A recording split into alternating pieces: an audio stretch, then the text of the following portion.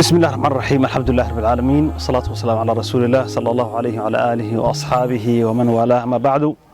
ولا ليال مرلبات كسر هذا برنامجكي خير مير حلقة دي لبعض أما سلسلة خير مير برسيق لبعض برسيق عن كسب سنة هاي سنة حلو شاقني وأنوين يوعيقلين كأدر أما أنا وطلقني دارين يرت الصوماليات مركز وجوجان وحمات خالد دونا حلقة عن يكون قدم بيا إن شاء الله waajibaadka u yaala dhalinta Soomaaliyeed ee maanta joogta iyo kuwa iman doonaba waa waajib markasta taagan ahna inta joogta markastaba la xiriira walaalayaal waxa ugu muhiimsan waajibaadka maanta ina saaran waan isleeyahay waa muhiim in dhalinyarta aan ku baraarujino ana aan iska bilaabo waa inaan wax barno oo cilmiga diinta aan barano diinkeena ma doonayno inaan ka noqono marti aqoontu diinka la bartaahi laba وحود أو وامي وقبسته قيبي وقيب قفنا الكربة على ما ضح يقانن فرض عيني معنا قف كسته ومسلم ولا غيره إنه برته قيبنا واحد واجب وضريد أما فرض كفائي أو مسلمين تضم على غيره سوى وضر الله غيره أو حيالها الدون كان إيوه خصية أو عندون إنه قف كسته إنه برته قف كسته ذاك قيب برته قيبتك على غيره تاس وامد وحكى له مهم وان كراه qofka adoonka ahi cibaadadkiisa waxay ku saxmayaan sida salaada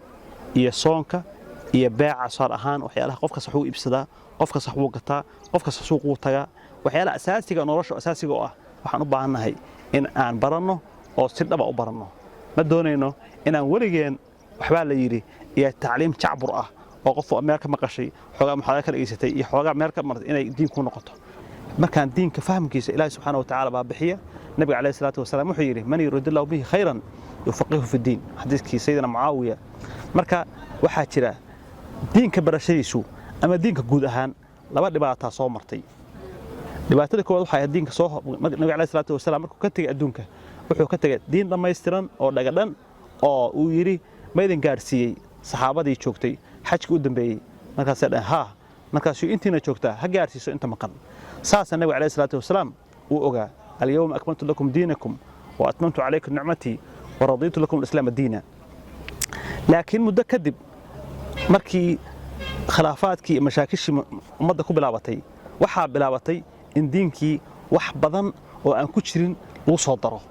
ومشكلة دي وحا بلابتي زياداتك إيا خضردة مدة سعوتي قال هان دولة الإسلام كنت شغينسي وإجرتي بي سعوتي مركي سو قاري دولة دي مركي ضعيفتي أو تورد الرئيسي oo runtii dhacitaanka ku soo dhaweyd iyo cusurtii hoos loo socday muslimiintu ay hoos u socdeen oo hoobadka ay ku jireen waxa bilaabtay mushkilad kale oo ah mushkiladii dhahayay xadfiga ama in diinkii wax laga gooyo oo leeyahay taas kuma jirto islaamkii inta la gaasiray oo la gooyay baa waxa laga soo rabay wax gumud ah ama mutaxan oo cibaadaadkii kaliya ku sugan oo shanta arkaanta lagu daayay saadaradeed dhalintu maanta waxaan u baahanahay inaan islaamka quruxda badan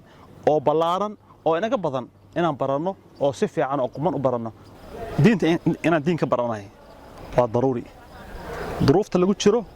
iyo waajib inuu yahay baan baranaa duruuf waxa lagu jira adag oo waxyaalo badan oo diin ahayn dadka diin loogu sheegay waxaan rajaynaynaa barashada diinku inay noqoto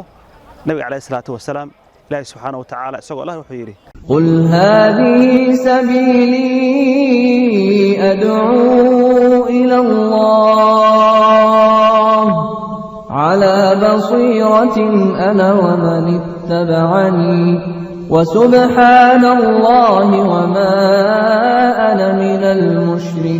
المشركين marka waxaan doonaynaa inaan Ilaahay subhanahu wa ta'ala aqoon ku caabudno Ilaahay subhanahu wa ta'ala waxaan naqaano inaan ku caabudno ma doonayno inaan 40 sano ama 50 sano inta tukano hadhow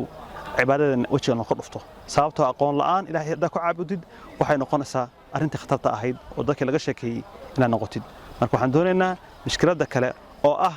soo martay muslimiinta oo ah diinkii waxaan ku jin lagu daro